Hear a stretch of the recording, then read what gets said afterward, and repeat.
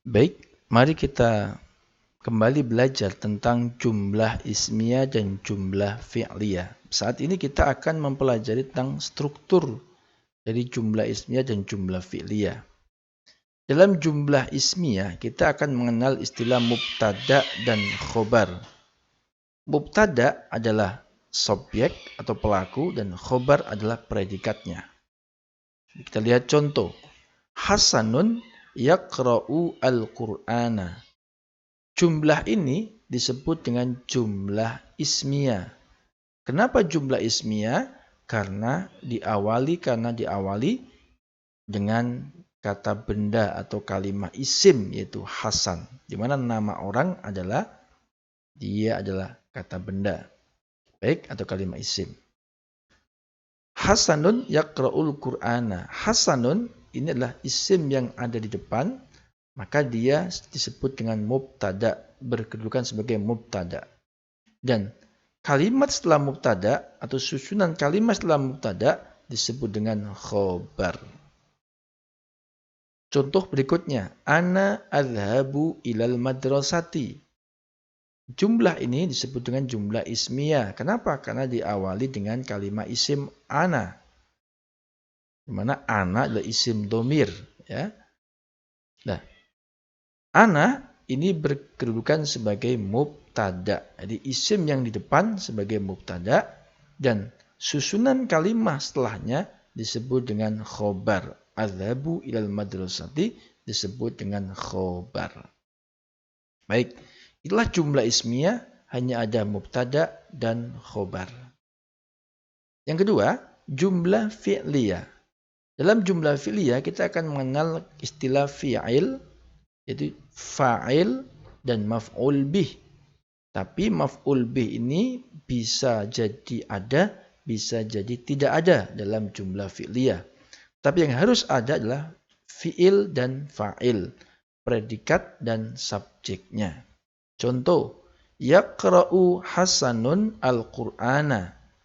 Yaqra'u sedang membaca, Hasanun Hasan al-Qur'ana al-Qur'an. Berarti Hasan sedang membaca Al-Qur'an. Jumlah ini disebut jumlah fi'liyah. Mengapa? Karena jumlah ini diawali dengan kalimat fi'il yaitu yaqra'u. Nah, yang depan ini berkedudukan sebagai fi'il. Kalimat setelah fi'il atau lafaz setelah fi'il disebut dengan fa'il. Dan selanjutnya setelah fa'il itu biasanya ada maf'ul bih. Tapi ingat, maf'ul bih ini tidak harus ada. Karena ada pula kata kerja yang tidak butuh maf'ul atau tidak butuh objek seperti saya berjalan, saya tidur, cukup, tidak perlu butuh objek atau sasaran. Nah, cirinya fa'il adalah atau pelaku cirinya adalah dia rofa, berharokat doma, ya. Berharokat doma. Hasanun enggak boleh, hasanan enggak boleh. Hasanin juga enggak boleh, harus hasanun doma atau rofa. Sementara maf'ul cirinya adalah berharokat fathah. Dia nggak boleh yaqra'u Hasanun al-Qur'anu, nggak boleh. Karena dia harus nasab atau fathah. Nggak boleh juga al-Qur'ani, nggak boleh. Ya. Jadi sekali lagi cirinya fa'il atau pelaku adalah rofa atau doma atau domatain. Dan cirinya maf'ul atau objek adalah fathah. Sementara contoh berikutnya kita lihat adhabu ilal madrasati. Adhabu saya pergi. Ilal madrasati ke sekolahan. Duh, ini di mana kok tidak ada fa'ilnya? Ini fa'ilnya atau pelakunya langsung tergabung termasuk di dalam kata atau kalimat adhabu ini. Ini namanya fi'il mudhari' yang di sini menyimpan domir ana yang punya arti saya, ya. Maka diartikan saya sedang pergi ilal madrasati ke sekolahan. Di fa'ilnya berupa isim domir atau kata ganti yang sudah tersimpan di dalam kata adhabu ini. Baik, inilah struktur yang membentuk jumlah ismiyah dan jumlah fi'liyah. Sekali lagi, jumlah ismiyah ada mubtada dan khobar. Jumlah fi'liyah ada fi'il dan fa'il. Dan terkadang ada tambahannya maf'ul bih. Baik, sekarang kita belajar ketentuan jumlah ismiyah. Yang pertama, mubtada harus isim ma'rifat dan dibaca rofa. Isim ma'rifat itu isim yang punya arti khusus, biasanya berupa nama orang. Atau kalau bukan nama orang, dia ditandai al, ada alnya. Itu berarti ma'rifat atau khusus. Contoh, Hasanun, karena dia nama orang, maka ini isim ma'rifat. Hasanun yaktubu ad-darsa. Fatimatun, Fatimatu juga nama orang. Hasanun juga nama orang. Nah, kalau bukan nama orang seperti at-tullabu, siswa, maka dia ada alnya. Berarti dia ma'rifat, ya. Yang kedua dibaca rofa. Hasanun ini rofanya pakai dhamma. Cirinya rofa apa? Tandanya rofa dhamma. Enggak boleh hasanan, enggak boleh hasanin. Ya, jadi mubtada itu harus hasanun, enggak boleh hasanan. Fatimatu enggak boleh fatimata. At-tullabu enggak boleh at-tullaba. Nah, ini mubtada, ya. Kemudian apabila khobar berbentuk isim, maka harus berupa isim nakirah dan dibaca rofa. Nah, khobar itu ada yang bentuknya seperti ini, yaktubu ad-darsa, dia diawali kalimat fi'il, yaktubu. Ada pula bentuknya seperti ini, hasanun mahirun. Mahirun di khobar, tapi dia berupa isim atau kata benda. Apa cirinya isim? Dia ada tanwinnya. Jadi ciri-ciri kalimat isim itu tanwin. Ya. Nanti kita akan sedikit belajar tentang ciri kalimat isim. Jadi kalau khobar itu berbentuk isim, maka harus isim nakiroh. Apa cirinya isim nakiroh?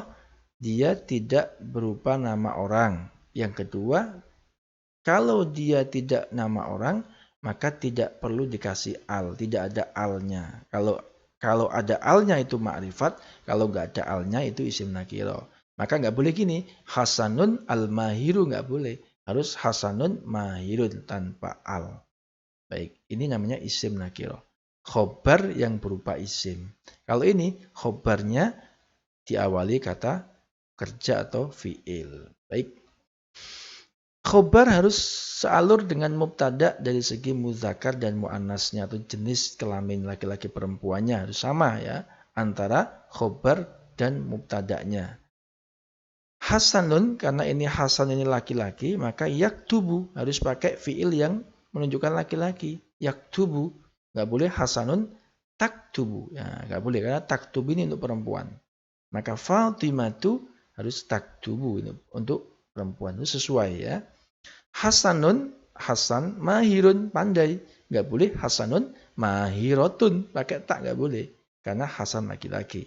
Begitu pula Fatimatun harus mahirotun. Nggak boleh Fatimatu mahirun, nggak boleh. Karena Fatimah perempuan, maka khobarnya harus perempuan. Fatimah sebagai mubtada, mahiratun sebagai khobar. Mubtada mu'annas, khobar juga harus mu'annas. Mubtada muzakkar, khobar juga harus muzakkar. Baik, selain itu, dari segi jumlah, khobar harus ikut mubtadanya dari segi jumlahnya. Kalau khobarnya itu kalau mubtadanya satu, maka khobarnya harus ikuti bentuknya satu tunggal. Nah, contoh ini. Karena Hasanun ini satu orang, maka dia pakai fiil yang bentuknya satu, yaktubu. Hasanun mahirun, nggak boleh. Hasanun mahiruna, nggak boleh ya. Nah, contoh ini yang bentuknya dua. Hasanun wa Yusuf. Hasan dan Yusuf. Ini mubtadanya ini ya, Hasan wa Yusuf. Pelakunya Hasan dan Yusuf mubtadanya. Maka khobarnya harus yaktubani, enggak boleh yaktubu seperti di atas ini enggak boleh, harus yaktubani. Kenapa?